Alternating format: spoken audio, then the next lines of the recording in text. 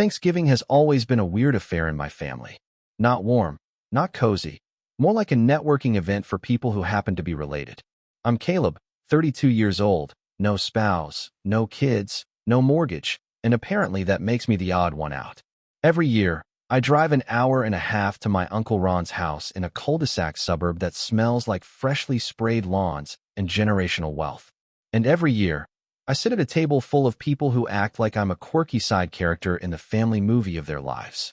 My parents always wanted a picture-perfect family dynamic, so they smoothed over every conflict with tight smiles and maybe just let it go glances. That left people like Uncle Ron with way too much room to say whatever he wanted. And believe me, he did.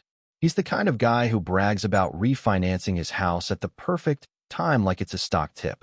Self-made man. If you ignore the part where my grandparents helped him buy his first property and paid for his MBA. Still, he considers himself the financial guru of the family, and his favorite pastime is unsolicited advice, especially about money. I'd been renting a duplex in a quiet part of the city, and I liked it. No mortgage, no HOA fees, no yard maintenance. I worked in digital marketing for a mid-sized company, saved aggressively, invested smart, and had no debt. I didn't talk about it much because, frankly, I knew it wouldn't matter to people like Ron. They equated adulthood with owning a lawnmower. So, there we were, Thanksgiving. Ron had made his usual dry turkey, and his wife Beth had gone all out with a Pinterest-perfect tablescape. Little name cards, harvest-themed napkins, a ceramic turkey centerpiece that probably had a name. I took my usual seat toward the end of the table, near the cousins' kids. I didn't mind.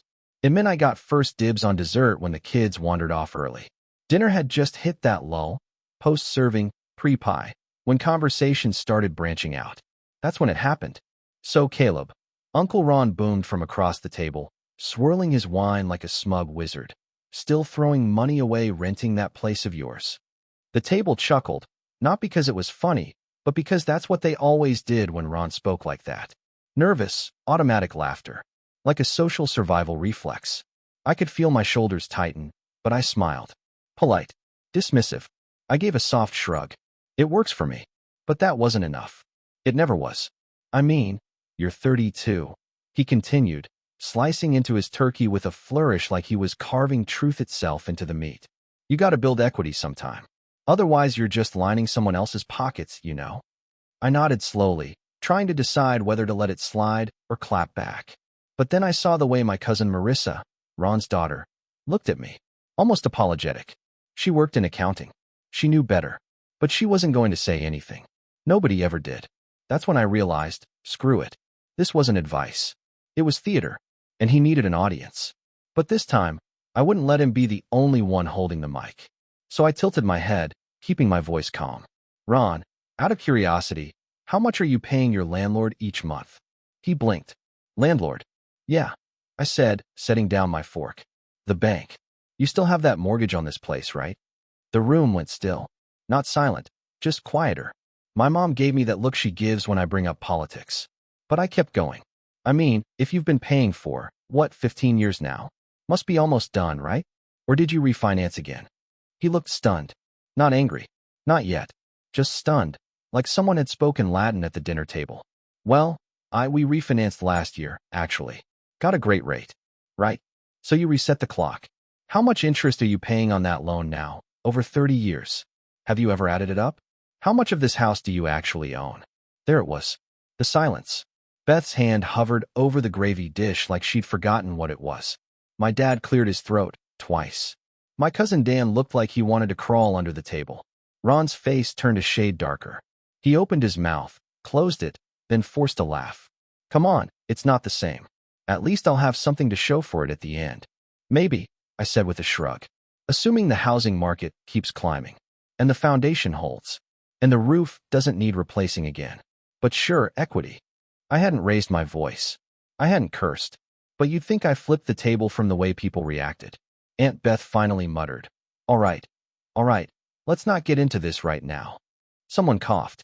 Someone else pretended to check on the pie. But Ron just sat there, fork frozen midair, face a slow-burning red, and suddenly a lot less smug. I didn't say another word for the rest of dinner. Just smiled politely, thanked Beth for the food, and made sure to compliment the cranberry sauce. But I could feel it. Something had shifted. Not just between me and Ron. Between me and the whole table. They weren't used to me speaking up. They weren't used to me knowing things. And suddenly, I wasn't just the quirky, unmarried renter anymore. I went home that night with a strange mixture of adrenaline and guilt bubbling in my chest. I hadn't planned to call him out like that. But the more I thought about it, the more I realized. Maybe it was time I stopped letting people talk down to me just because I'd chosen a different path. What I didn't know then was that Ron wasn't going to let it go. And the next time I saw him, he was ready to make things personal. I thought maybe Thanksgiving would be it. One awkward dinner, one moment of Ron getting humbled a bit, and then back to normal, or at least our version of normal. But I should have known better. If there's one thing people like Uncle Ron can't stand, it's being embarrassed, especially in front of their audience. He wasn't going to just let that moment fade. No, he was going to reclaim the spotlight. And if that meant turning me into the family punchline again, so be it. It started subtly at first. Little jabs slipped into the family group chat. He sent a link to an article titled, "Why Millennials Regret Renting in Their 30s," with a laughing emoji. No context. Just dropped it in the middle of a conversation about Beth's new kitchen backsplash. A few days later, he posted a meme that said, "Rent is just a donation to your landlord's mortgage," and tagged me. He'd never tagged me before. Ever. I ignored it. I really did try. My instinct was to play it cool, not give him the reaction he was clearly fishing for. But then he started getting bolder. The next family Zoom call, for my mom's birthday, he brought it up again, unprovoked. "So Caleb, you still renting that shoebox downtown?" he said, smirking while sipping from a coffee mug that said #OneDad. Even though his kids all visibly cringed every time he spoke. I gave him a short nod. "Yup, still happy. That's wild, man. I just can't wrap my head around paying someone else's mortgage like that. I guess you just don't like stability, huh?" Before I could respond, my mom jumped in with a laugh that was just a little too forced. "Okay, let's not start the housing debate again. Just saying," Ron added, holding his hands up, "some of us believe in building a future." I almost signed off right then. But it was my mom's birthday, and I didn't want to be that guy. So I gritted my teeth and sat through the rest of the call, staring at his smug face in a little Zoom square while pretending everything was fine. I figured it would die down after that. I underestimated how deeply Ron needed to win. He started roping other relatives into it. At my cousin Dan's engagement party, hosted at yet another family home I was reminded I didn't own, he cornered me by the bar with a conspiratorial grin. "You know," he said, swirling his drink, "Beth and I were talking. If you ever wanted advice on home buying, we could help you get started. It's not too late to catch up." I blinked. "Catch up?" "Yeah," he said, slapping my shoulder like he was doing me a favor. "I mean, you're a smart guy. You've got a good job. You just need a little direction." Direction. Like I'd been wandering aimlessly through life. Like I didn't have a plan. Like every choice I'd made was a mistake I needed saving from. "I appreciate the offer," I said carefully, "but I'm actually in a really good place right now." He laughed. Sure. I mean, you've got flexibility. That's worth something, I guess."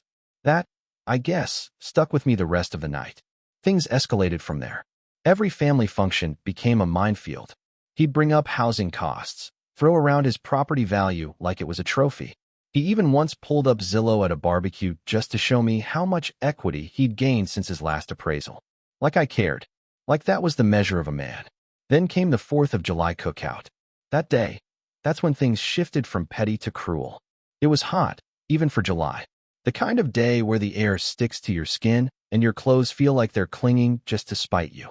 My parents were hosting, which meant everyone was packed into their modest backyard with paper plates and sweat-soaked shirts. I brought a few six-packs and a homemade potato salad. I even helped set up the folding chairs.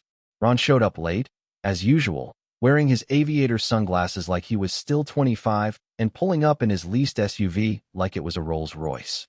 Beth followed behind, arms full of some casserole that none of us asked for. He made his rounds, shaking hands like a politician, complimenting my dad on the lawn, tossing the football with the teenagers. Then he saw me. "Caleb," he boomed, loud enough for everyone nearby to hear. "Glad you could make it. I was worried you'd be stuck at your landlord's mercy for the holiday." A few people chuckled. Nervously again.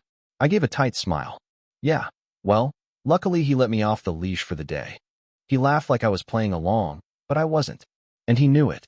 Later, as the burgers were grilling and the sun started dipping below the fence line, he called everyone over for a toast. He stood near the grill, drink in hand, sunglasses still on even though it was getting dark. "I just want to say," he began, "how proud I am of this family. Everyone here is doing so well. Dan's getting married. Marissa just got promoted. And of course, Beth and I are celebrating paying off another investment property next month." There was polite applause, clinks of glasses. I stayed quiet. "And then there's Caleb," he continued, turning toward me with a grin that didn't reach his eyes, marching to the beat of his own drum, teaching us all that you don't need equity to feel fulfilled, just a good landlord and a Wi-Fi password. The laughter this time was louder. Some people actually clapped. I stood there, staring at him, heart pounding in my chest. My hands were shaking, but I kept them at my sides. "I guess we all have our own version of the American dream," he added with a wink. "And Caleb's is just month to month." That was the moment. The moment it shifted from annoying to humiliating. I looked at my dad, silent. My mom, looking at her feet. My cousins, avoiding eye contact. Nobody said a word. Nobody stood up. Not one person defended me. Not even a half-hearted, "Hey, come on, man." I was completely alone in a yard full of people who shared my DNA. I left without saying goodbye. Got in my car and drove for over an hour, aimlessly, just to clear my head. I didn't cry. I didn't yell. I just sat in silence, feeling this cold weight settle in my chest. That was the night I realized this wasn't just Ron being Ron. This was allowed. Encouraged, even. The rest of the family, they liked having a target. It made them feel safer, more normal. If I was the one always being teased, always the black sheep, then their lives didn't have to be examined too closely. I went home and sat on my balcony, the city lights stretching out before me, and I made a decision. I wasn't going to let this go. I kept my head down for years. Tried to be the peacemaker, the quiet one, the one who didn't make waves. But not anymore. I had resources. I had patience. And most importantly, I had time. Ron wanted a game. He had no idea who he was playing with. After that 4th of July cookout, I pulled back. Completely. No texts, no group chat replies, no RSVPs. My phone buzzed a few times the week after, just checking in from Mom. "Are you okay?" from Marissa, and one from my dad that just said, "Call your mother." But I didn't. Not for a while. I wasn't angry. I was exhausted. Years of these little digs had added up, and what happened in that backyard wasn't just a joke gone too far. It was the culmination of every unspoken insult and every shrug of, "That's just how Ron is." I wasn't sure what cutting contact would do. I didn't expect an apology, and I definitely didn't expect them to take my side. But I needed space to breathe. Time to reassess. That week was strange. Lonely, mostly. My apartment had always been a sanctuary, but now it felt like a holding cell. Quiet. Still. I'd stare at the walls and think about every single thing I could have said to Ron. Every line I didn't fire back. I hated that I let him get to me. I hated that I left. I hated that not a single person stood up for me. And then, I hated that I let them define my worth. That was the shift. It wasn't about the house. It was about how I saw myself. Because for so long, I'd let their definition of success bleed into my own thinking. Maybe I was behind. Maybe I should be doing more, owning more, proving more.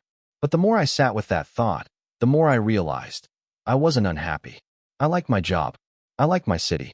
I liked the fact that I could pack up and move if I wanted. I didn't owe 30 years to a bank. I didn't have to negotiate with an HOA board over what shade of gray was acceptable for a fence. And yet, I still felt less.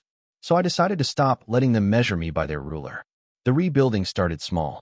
First, I went to therapy, something I'd been meaning to do for years. Found a guy named Brian. Middle-aged, laid back, used metaphors about cars and old video games. It helped. Not just because of Ron, but because I needed to process more than just one uncle's ego. I needed to unpack years of trying to be low-maintenance Caleb, just to keep the peace. Next, I changed my approach to money.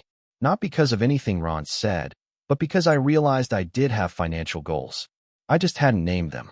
So I made a list. Emergency fund. Topped it off to 6 months. Investments. Automated monthly contributions. Shifted to a more aggressive portfolio. Real estate. Maybe, but on my terms. I didn't want to buy just to prove a point. But I also didn't want to avoid it out of spite. So I started researching. Quietly. Not obsessively, just thoughtfully. I even toured a few properties. A duplex in the north side. A condo near the river. Nothing clicked, not yet. But I liked having the option. It felt like reclaiming something that had been used to mock me. Meanwhile, I leaned into work. I pitched a new strategy for a client campaign that ended up increasing their conversions by 28%, which, in our world, is gold. My manager took notice. 3 weeks later, I got offered a senior position, better title, better pay, and the freedom to lead my own team. I accepted it with a calm nod and an internal scream. Funny thing was, I didn't even think about telling my family at first. It wasn't about them anymore. But the real turning point came unexpectedly, through a friend of a friend. I was out at a brewery with some coworkers when I met Jules. She was a UX designer. Witty, sharp, didn't blink when I told her I rented. In fact, she said, good. Less stress. We started texting, then dating. Casual at first, but steady. She didn't care about my family drama. She liked my terrible movie impressions and the fact that I made her tea without asking. And for the first time in a long time, I felt seen for something other than what I didn't have. She encouraged me to start a side project I'd been dragging my feet on for years, a content platform for independent creatives. A mix of marketing resources, design templates, and case studies. Nothing revolutionary, but useful. I built it in evenings, weekends. Slowly. No launch party, no grand announcement. Just steady uploads, honest value. Within 2 months, it had 2,000 subscribers. By month 4, sponsors were reaching out. And I realized maybe I was building something. Not a white picket fence. Not a 4-bedroom ranch. But something that was mine. Still, I won't lie. Every time a family event came around, the texts trickled in. Mom sent photos. Missed you at Easter.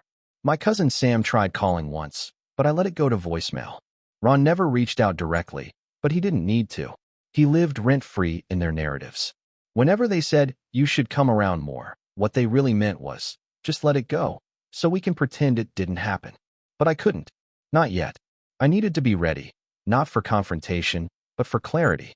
I didn't want to walk back into that world until I knew I wouldn't shrink inside it. One day, about 9 months after that cookout, I got a text from my mom. Thanksgiving is at our place this year. Would mean a lot if you came. No pressure. Just think about it. Love you. I stared at it for a long time. I hadn't spoken to Ron since that night. I'd skipped 2 birthdays, a baby shower, and a Labor Day pool party. Part of me wanted to delete the message. Another part wanted to show up just to prove a point. But a small, quiet voice inside me said, you're ready. Not for revenge. Not for drama. But for closure. So I typed back, I'll be there. No smiley face. No conditions. Just a decision. The days leading up to Thanksgiving felt surreal. Like I was walking into a test I'd been preparing for all year. Jules offered to come with me, but I told her I needed to do this alone. I wasn't nervous. I wasn't even angry. I just felt clear. When I pulled into my parents' driveway, I noticed Ron's SUV already parked out front. Of course he was early. Of course he'd brought the same smug attitude and holiday bottle of wine he always did. But this time, I wasn't stepping into their world unarmed. I walked in with my shoulders straight, greeted everyone with warmth, but not weakness. Hugs, handshakes, the usual, you look good, Caleb, and long time no see. Ron saw me from across the room, mid-laugh with a cousin. His face didn't register surprise, just calculation. He made his way over with that same showman grin. Caleb, he said, arms wide, like we were long-lost pals. Glad you could join us, man. I smiled. Wouldn't miss it.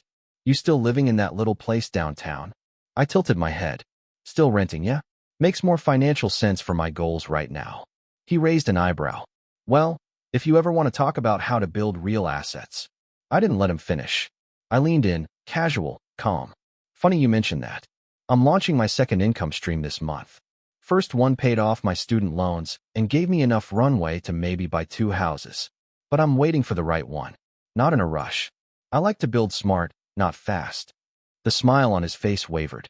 Just slightly. And that's when I knew. I didn't need to humiliate him. I didn't need to win a shouting match.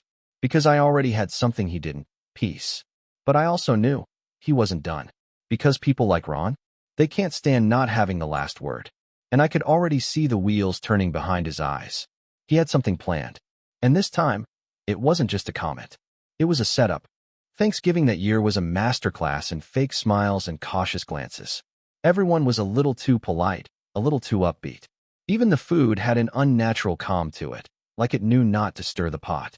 The whole thing had the vibe of a ceasefire. And sitting across from Ron, I could feel it. He was waiting, watching, winding something up. I played it cool, laughed when appropriate, answered questions about work without boasting, talked about Jules briefly, nothing too personal, just enough to show I wasn't drifting aimlessly through life. But I never let my guard drop, because every time Ron looked at me, there was this tight-lipped smirk tugging at the corners of his mouth, like he was holding in a secret. Then, just as dessert was being passed around, he made his move. "You know," he said, cutting into a slice of pecan pie, "I've been thinking a lot about the next generation lately. All this talk about passive income, side hustles, freedom over stability. It's a nice fantasy, but at some point, you gotta plant roots, right?" A few heads turned. Not many, but enough. He looked directly at me. "I mean, eventually you'll want a legacy. Something to pass on.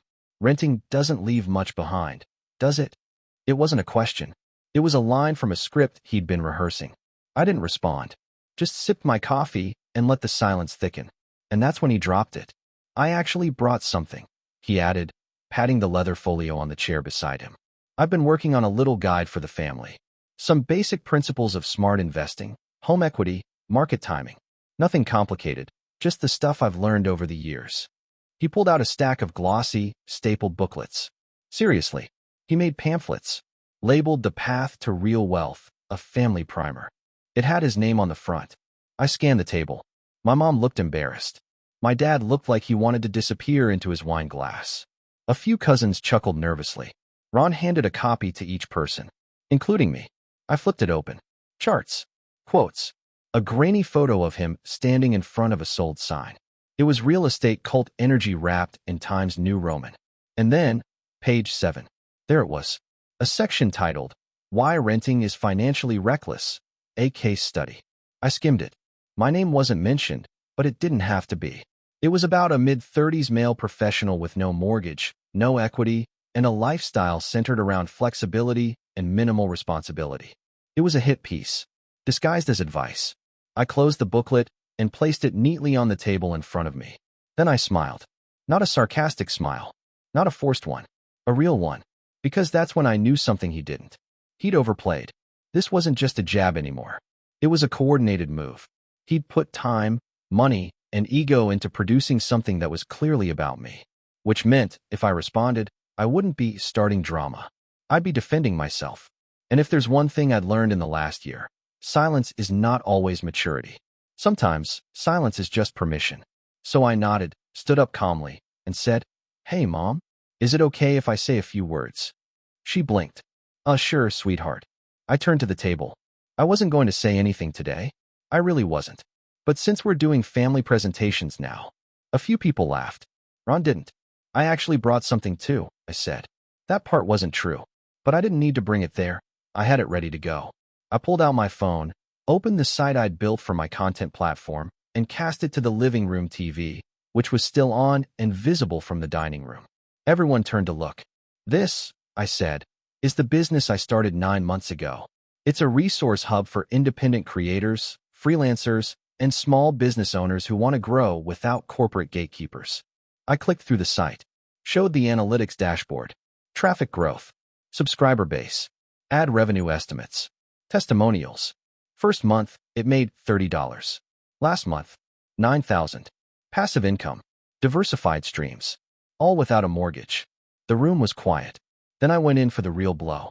And next year, I'm launching a podcast. Got a brand sponsor lined up already. Funny enough, they sell a product called Rent Safe, designed to help renters protect their rights and manage payments without landlord interference.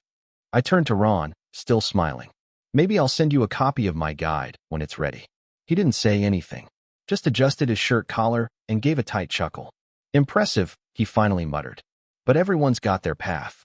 "Exactly," I said. "And mine doesn't involve writing hit pieces about family members under the guise of financial literacy." I sat down, took a bite of pie.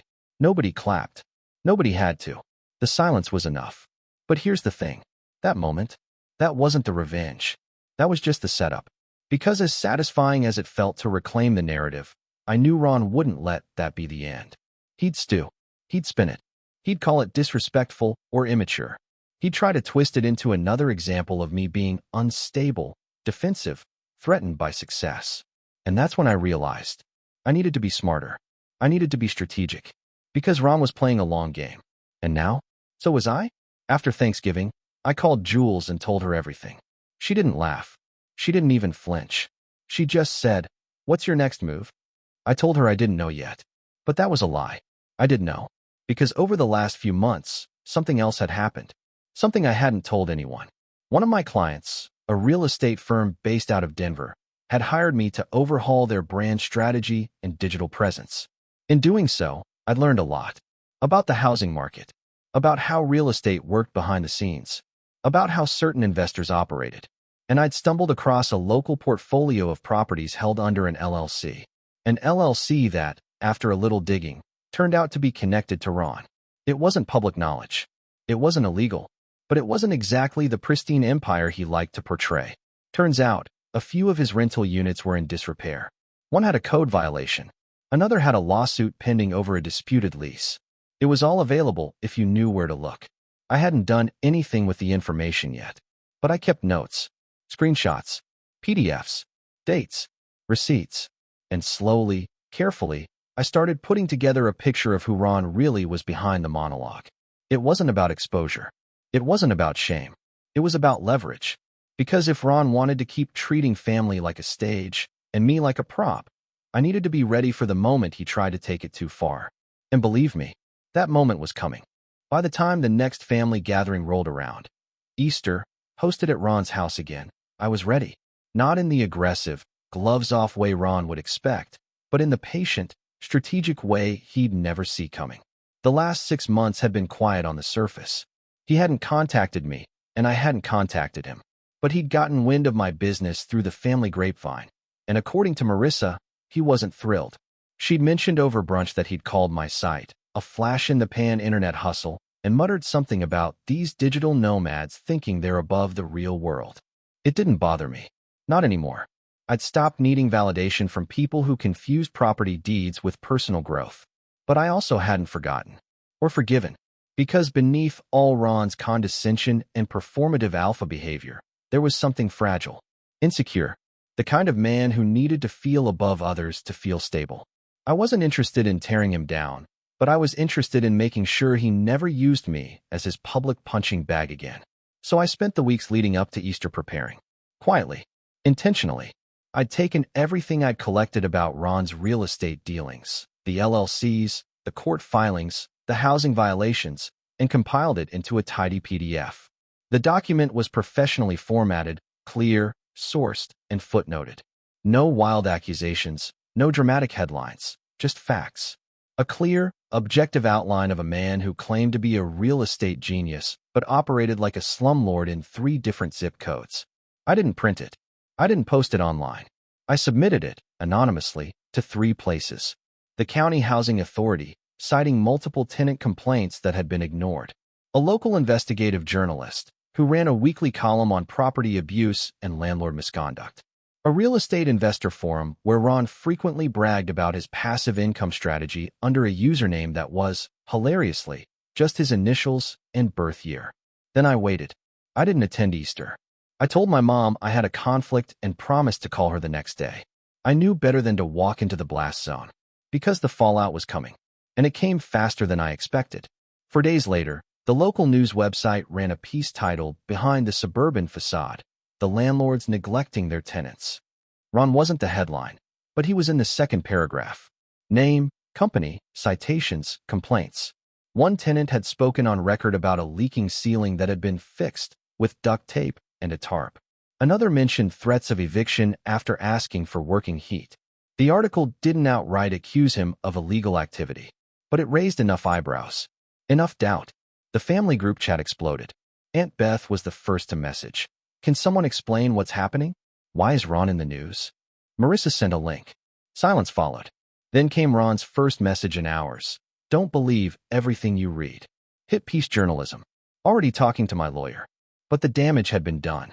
He'd built his identity on being untouchable, the self-made guru, the guy with the answers. Now, he looked like a fraud. Over the next few weeks, 2 of his tenants filed formal complaints with the city. One of his rental properties was inspected and fined.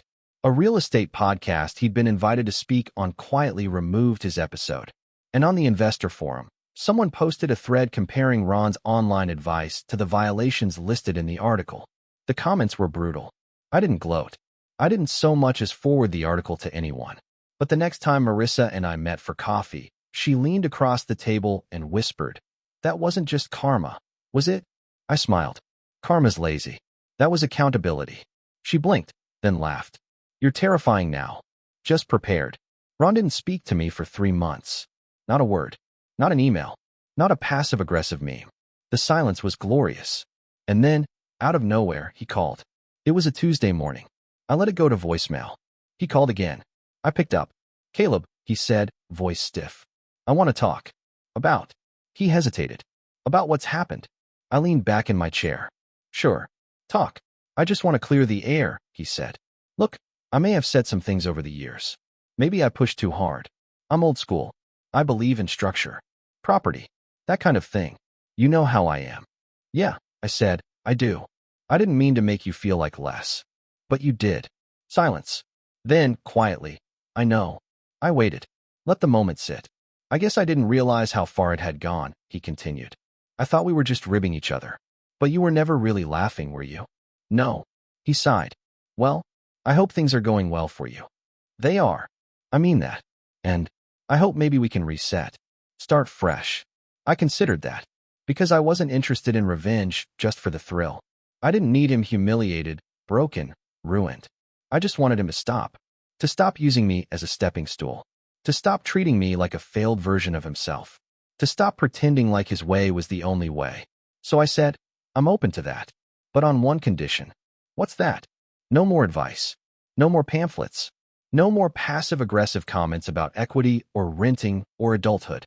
If I ask for your opinion, give it. Otherwise, assume I'm doing just fine." He hesitated. "Okay. Deal." We ended the call civilly.